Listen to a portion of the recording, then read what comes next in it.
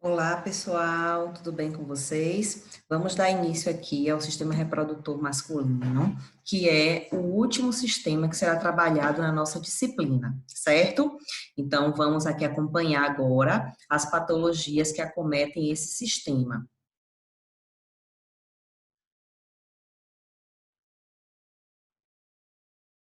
Introdução. O homem possui órgãos sexuais que também exercem a função urinária. Distúrbio ou complicações podem interferir nessas funções. Ou seja, vamos visualizar aqui junto com a Pro essa imagem que eu coloquei aí embaixo, mostrando um pouquinho da anatomia do homem, tá? Então, quando a gente fala que esse órgão sexual também exerce a função urinária, a gente está falando basicamente do pênis, que é onde vai sair tanto a ejaculação, né, do sêmen, do espermatozoide, como também o xixi, né, a urina. Então, acaba que o mesmo órgão exerce duas funções.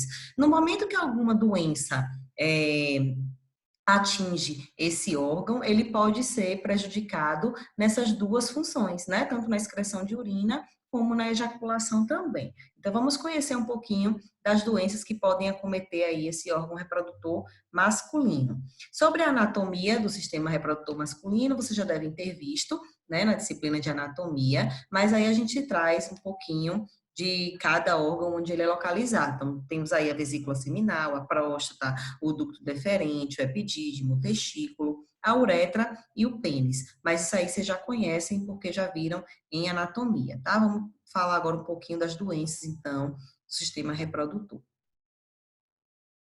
A primeira doença que eu quero trabalhar com vocês é a varicocele. O que é a varicocele? A varicocele é as varizes, gente, que podem surgir ali na bolsa escrotal, tá? Então, o aparecimento da varicocele ocorre junto com a puberdade, ao redor dos 12, 13 anos de idade. Então, nesse início aí de pré-adolescência, né, do menino. Dessa forma, o acompanhamento do adolescente pelo urologista desde o início da puberdade pode levar a uma detecção precoce da varicocele. Eu costumo dizer que esse hábito de ir ao médico é muito feminino, né? Então, assim, a menina, desde a primeira menstruação, já se tem essa cultura de estar sendo acompanhada anualmente pelo ginecologista. Então, a gente entra aí nessa fase de pré-adolescência, adolescência, tem essa primeira menstruação e daí em diante já começa a procurar anualmente o ginecologista. Já os meninos não. Então, eles entram na fase de pré-adolescência, de puberdade, de adolescência, fase adulta. Quando vão procurar o urologista, que é o especialista, né, nesse aparelho aí masculino, já está numa idade mais avançada. Provavelmente só procure quando realmente aquelas campanhas de câncer de próstata, né, vem incentivando aí que o homem procure para a detecção precoce do câncer. Mas, na verdade, deveria ser como a mulher. O menino deveria procurar, né, numa fase mais precoce, esse acompanhamento urológico é, de rotina, porque detectaria doenças precoces, né? Esse acompanhamento seria diferenciado, a orientação, inclusive sexual, deveria ser diferenciada. Então, tudo isso aí traria benefícios para a saúde do homem, mas infelizmente não ocorre, né? A varicocele é a principal causa tratável da infertilidade masculina, presente em 15% da população masculina e em aproximadamente 40% dos homens com infertilidade primária, ou seja, aqueles homens que não tiveram filho. Então, a gente percebe aí que 15% dos homens podem desenvolver a varicocele, mas é tratável, né? Mas se você não trata, se você não procura atendimento, o que que acontece? Pode causar infertilidade. E aí, quando o casal, por exemplo, está planejando ali ter filhos, que não consegue ter de jeito nenhum, a culpa, né, socialmente dizendo, se reflete na mulher. É como se a mulher não tivesse preparada, tivesse algum tipo de problema que não pudesse engravidar.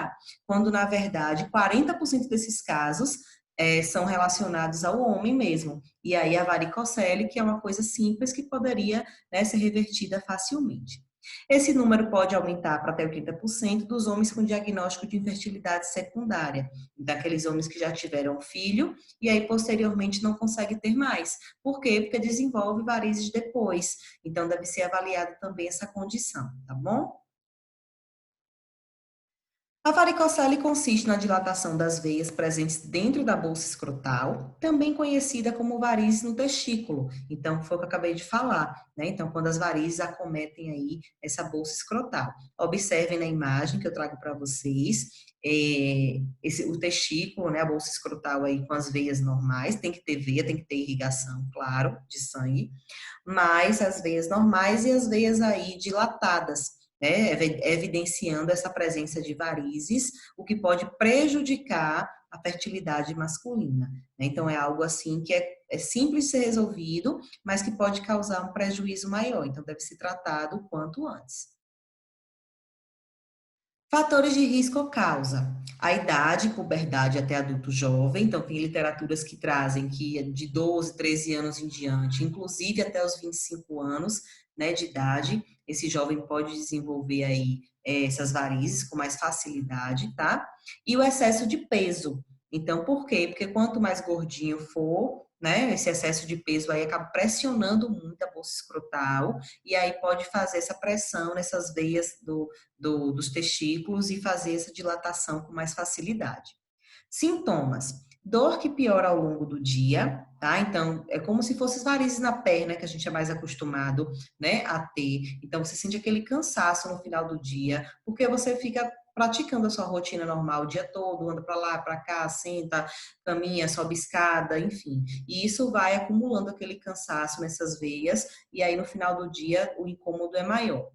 Edema no local, então visualmente você consegue perceber aí essa diferença do inchaço, né, na bolsa escrotal, e pode começar a apresentar sinais de infertilidade. Então, o homem começa a perceber que não está conseguindo, o casal não consegue engravidar, né, alguma coisa tem de errado, a mulher já investigou, não é com ela, então já começa a dar esses sinais aí de infertilidade.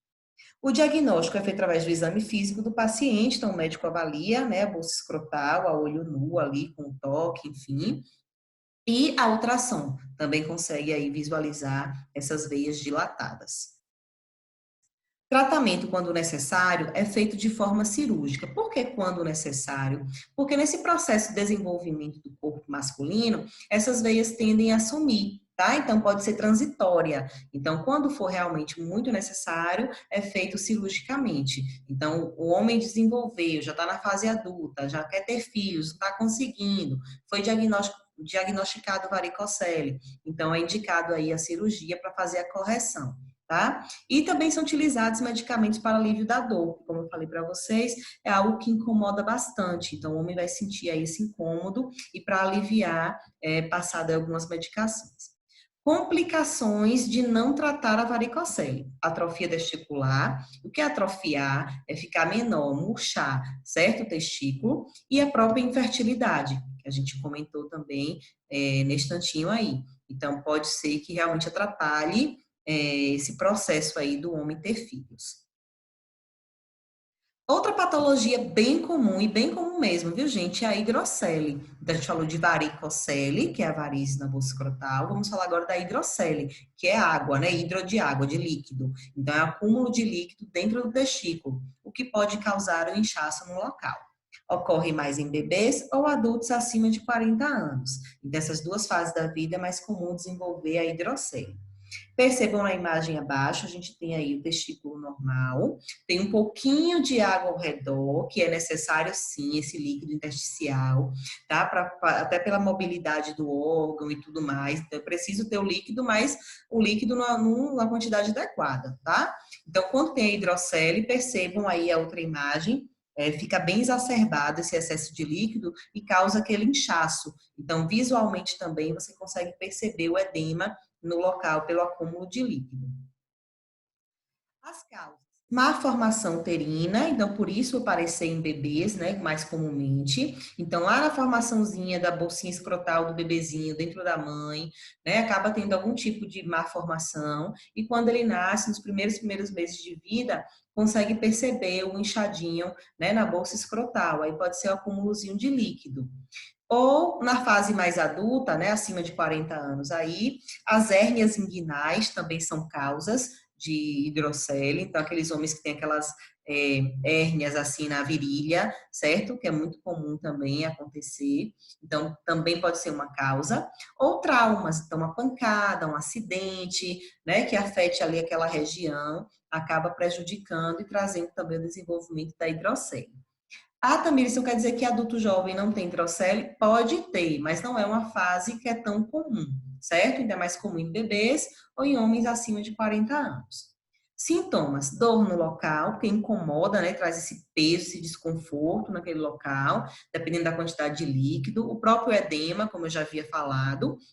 Porém, tem uma vantagem da hidrocele, ela não afeta a fertilidade masculina. Então, o homem pode continuar, né, tendo filhos normalmente, que não vai afetar em nada aí esse acúmulo de líquido, né, diferente da varicocele, que vai afetar diretamente aí o processo de fertilidade. O tratamento pode desaparecer espontaneamente ou cirurgicamente, retirando o líquido da bolsa escrotal. Então, pode ser que esse bebezinho, né, ao longo dos meses passando, o próprio corpo absorva esse líquido em excesso e aí fica normal novamente, né, o testículo ali com aquele líquido só a quantidade normal dele, sem excessos. Ou quando na fase adulta o homem percebe esse acúmulo de líquido, está incomodando, passa o tempo e não consegue sumir, então vai ser feita uma drenagem, tá? Uma pequena incisão ali na bolsa escrotal, muito simples e tranquilo, onde o médico vai fazer essa drenagem desse líquido em excesso, tá? O diagnóstico é feito através do exame físico do paciente e de um exame chamado ecografia escrotal. É semelhante a um ultrassom, mas ele avalia essa quantidade de líquido, certo? Que está presente, a quantidade que deveria ser normal, onde está a posição ali do líquido, está no lado só, está dos dois lados, enfim. Né? Então, vai determinar aí onde está esse líquido para ser drenado. Outro procedimento que a gente vai comentar é sobre a vasectomia, tá? A vasectomia é a laqueadura masculina. Então, a mulher faz a laqueadura, né, tubária, e o homem faz a vasectomia. É um procedimento cirúrgico que interrompe o fluxo de espermatozoides produzidos nos testículos, que normalmente seriam enviados ao pênis durante a ejaculação. Pode ser chamado de laqueadura masculina ou cirurgia de esterilização masculina. Então, nessa imagem aí, tem traduzindo bem o que eu acabei de falar. Então, a gente tem, percebam, viu? Esse chamado ducto deferente, é assim mesmo que fala, assim mesmo que escreve, certo, gente? Que é a via, que é o acesso que o espermatozoide passa para posteriormente ser ejaculado. Então, no momento que eu quebro esse canal, esse acesso, o espermatozoide não consegue mais passar, tá? Ah, mas o homem não vai mais nunca ejacular na vida? Vai, ele vai continuar ejaculando o líquido, certo? O sêmen. Esse sêmen só não vem mais com os espermatozoides, que é o que engravida, certo? Então, por isso que é cortado aí esse ducto deferente, que é esse canalzinho do espermatozoide chegar para a ejaculação. Então, aí tá bem ilustrado, né, nessa imagem aí para vocês conseguirem compreender. A vasectomia, como eu acabei de falar, também pode ser chamada de laqueadura masculina ou cirurgia de esterilização masculina. Então, pode ser utilizado esses três termos aí. A cirurgia está regulamentada por lei, que trata do planejamento familiar. Então, tanto para o homem como para a mulher, gente, existe a lei, tá? Existe a lei do planejamento familiar e dentro da lei está lá incluso a laqueadura feminina e a masculina. Só que é preciso, como toda lei, estabelecer alguns critérios. E aí, resumindo a lei, eu trouxe para vocês duas partes assim mais importantes. Então, a primeira parte diz que homens ou mulheres com capacidade civil plena, maiores de 25 anos de idade, pelo menos 2 filhos vivos, e após o desejo livre e acompanhamento da equipe multidisciplinar. O que quer dizer isso? Só pode fazer vasectomia, só pode fazer laqueadura feminina aquele homem ou aquela mulher que estiver numa capacidade civil plena, ou seja, que consegue responder pelos seus atos, né? Então tem uma capacidade psíquica, emocional bem estabelecida, bem resolvida. Maiores de 25 anos de idade. Por que maior de 25 anos de idade? Porque se existe uma maturidade nessa reprodução. Então, uma pessoa acima de 18 anos talvez ainda não tenha essa consciência crítica, por exemplo, de saber se lá na frente vai querer filhos ou não. Então, se estabelece uma idade mínima certo? De maturidade aí de organismo, tanto masculino como feminino, para ter esse entendimento de tomar a decisão sobre ter mais filhos ou não, tá? E também é um período aí que se desenvolve os casamentos, né? As relações afetivas de casais, enfim, de qualquer que seja a orientação sexual e que se explane aí o desejo de ter filhos ou não. Então, tudo isso aí é essa idade estabelecida como mínima. Pelo menos 2 filhos vivos. Então, a pessoa que nunca teve filho, mas eu já tenho 25 anos, eu posso fazer a laqueadura? Posso pela idade, mas eu não tenho filhos vivos ainda. Eu sou uma mulher saudável, sou um homem saudável, não tenho doença nenhuma, não tenho nada que me impeça de não ter filho, eu só não quero ter e pronto, e acabou. Não é bem assim. A lei estabelece que deve ter pelo menos 2 filhos vivos, tá? Então, deve comprovar aí com certidão de nascimento que já possui pelo menos 2 filhos. Por que não só um? Porque se esse um morrer, você nunca mais vai ter filho, né? Então, assim, se pensa também nos extremos. Se esse um desenvolver uma doença, assim, que vai definhar, não vai continuar a vida, né? Por algum motivo você perca um filho. Se você tiver 2, pelo menos tem 2, né? Então, é mais ou menos por aí, no português, assim, popular falando. E após o desejo livre de acompanhamento da equipe multidisciplinar. Então, eu preciso querer. Então, não é algo que ninguém pode me forçar. Minha mulher está botando aqui na minha cabeça que eu tenho que fazer vasectomia. Não, não é bem assim. E você deseja fazer a vasectomia? Você deseja fazer laqueadura? Né? Então, é algo de livre desejo, de livre e espontâneo desejo. E deve ser acompanhado da equipe multidisciplinar. Como assim? Antes de tomar essa decisão, dessa cirurgia que é tão séria, né? Então, deve-se conversar aí com o psicólogo, com o assistente social, com o próprio médico ginecologista, urologista, para saber tudo como é esse procedimento cirúrgico, o que é que pode acontecer, o que não pode. É uma decisão muito séria, então deve ser feito esse trabalho multidisciplinar para a pessoa ter a segurança que realmente ela quer operar. Outro item que a lei me traz é que diz que essa pessoa, homem ou mulher, pode fazer a laqueadura, né, feminina ou masculina, se oferecer risco à saúde, risco à vida. E aí tem que ter um laudo médico. Como assim? Eu disse alguns critérios a vocês, de 25 anos, 2 filhos vivos, etc.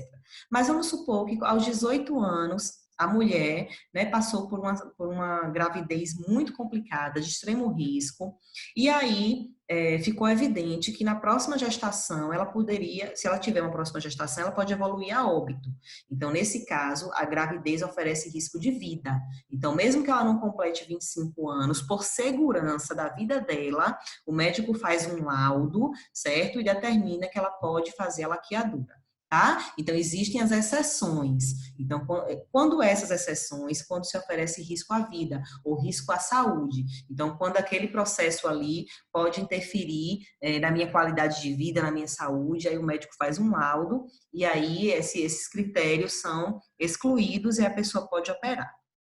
Lembrando que deve ser consenso dos 2 cônjuges. Então, se eu moro com alguém, se eu tenho um parceiro, uma parceira, né? Se eu tenho alguém que eu tenho uma relação de união estável, de namoro, de casamento, eu não posso tomar essa decisão sozinho ou sozinha. Então, deve ser em comum acordo, tá? Porque isso estabelece a vida do casal.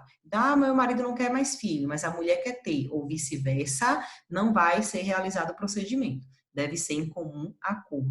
Ou então, se a pessoa realmente for uma pessoa solteira e se encaixe dentro desses critérios aí que a lei estabelece, né? Ela pode até conseguir buscar fazer esse procedimento aí. A anestesia geralmente é local com ou sem sedação. Então, a vasectomia, gente, é muito, muito, muito mais simples do que a laqueadura feminina. Mas é muito mais simples mesmo. Percebam que até a anestesia é local. Esse com ou sem sedação vai ser de acordo com o homem, né? Tipo assim, se ele vai muito nervoso, se ele estiver muito ansioso, agitado, né? Porque geralmente os homens, eles têm esse medo maior do que a mulher. Então, se ele estiver muito assim agitado, é feito um sedativo, né, para que ele relaxe um pouco e o médico consiga operar. Mas se não, nem precisa, tá? Então é só anestesia local mesmo. Rapidinho vai fazer o procedimento. Na mulher já é diferente. Por que é diferente? Porque os órgãos sexuais femininos reprodutores, eles ficam internos. Então, eu preciso ter uma incisão mais criteriosa, então tem que tomar uma raquianestesia, a incisão é semelhante à incisão da cesariana, né? Então, é mais complicado. Já o homem, na bolsa escrotal já é externa. Então, ali o médico faz o bloqueio com anestesia local e consegue ter acesso ao ducto e cortar, tá bom? O tempo é de 30 a 35 minutos e pode ir para casa no mesmo dia. Então, é bem rapidinho também.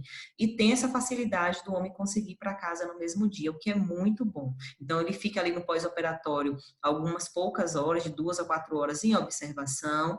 Tá bem, tá tranquilo, né? Não sei, teve nenhum tipo de secreção, o ponto tá todo mundo ok. Então, vai para casa, tá? Então, é bem tranquilo mesmo.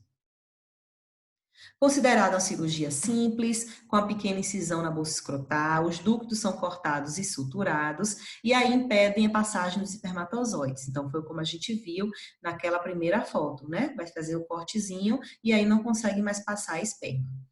Cuidados pós-operatórios, repouso de pelo menos 48 horas, isso aí já em casa, certo? Lavar o local com água e sabão, mantendo limpo e seco, evitar atividade física, academia por 7 dias e evitar relação sexual por pelo menos 48 horas. É importante que esse homem seja bem orientado, que não é porque ele operou hoje, que daqui a uma semana ele não engravida mais ninguém, não é bem assim, tá? Existe um período aí que deve ser dado de segurança desse pós-operatório para que se compreenda que realmente não vai ter mais espermatozoide, tá? Para não sair engravidando todo mundo achando que está já seguro de si. Então, quando é que isso acontece? Então, deve manter o uso de outros contraceptivos, então a camisinha, né? Ou a mulher continuar tomando aí o anticoncepcional. Então, mantém outro contraceptivo até que o espermograma dê negativo. Então, até que ele faça um novo exame, né? O médico orienta aí o período que deve repetir o exame e ver realmente que não tem mais espermatozoide no sêmen dele. Ou mais ou menos 120 dias após a cirurgia ou após 20 ejaculações. Então, existe aí um limite de segurança que deve ser respeitado. É importante dizer que 0,2% dos casos se reverte sozinho. Então, é 100% segura essa cirurgia? Não. E 0,2%, que é quase nada, mas existe aí esse riscozinho mínimo de falha, pode se reverter sozinho. Como assim? Não foi cortado? Foi. Mas aí vamos supor que o ponto lá dentro solte. Né? E aí, na movimentação ali do corpo masculino, esses dois ductos, eles se encontrem novamente e se regenerem. Isso é muito raro, gente, acontecer, mas 0,2% acontece, certo? Então, por isso que é importante a gente falar. Então, é um procedimento simples, que é muito mais fácil fazer no homem do que na mulher, porém, os homens têm mais medo, né? Ficam mais inseguros. Não tem nada a ver com potência sexual, então o homem não fica impotente, ele só não vai ter mais como engravidar, mas ele ejacula normalmente. Olha aí a foto da cirurgia. Então, essa parte de pele aí é a bolsa escrotal. Essa partezinha vermelhinha aí é o ducto que o médico conseguiu já pinçar para ele cortar e suturar. Então, é algo bem simples mesmo. A incisão é bem pequena, não altera nada visivelmente, então é muito tranquilo. Pronto, encerramos por aqui a nossa primeira aula, tá? Então revejam o vídeo, anotem tudo no caderno de vocês. Qualquer dúvida, a Pro está à disposição, tá bom? Um beijo no coração e até a próxima.